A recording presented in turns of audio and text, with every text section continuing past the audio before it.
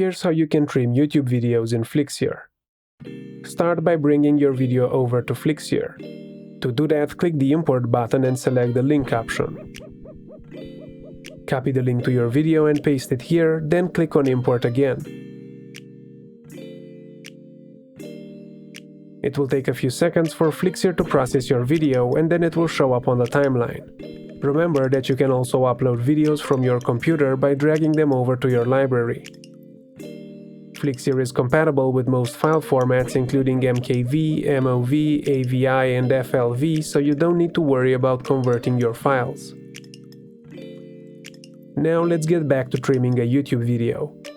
Once your video is on the timeline, you can trim it easily by dragging on its edges.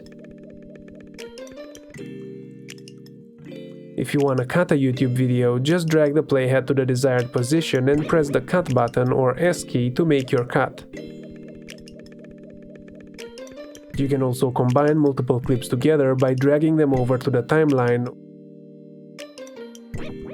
or add text to a clip using the Text tab.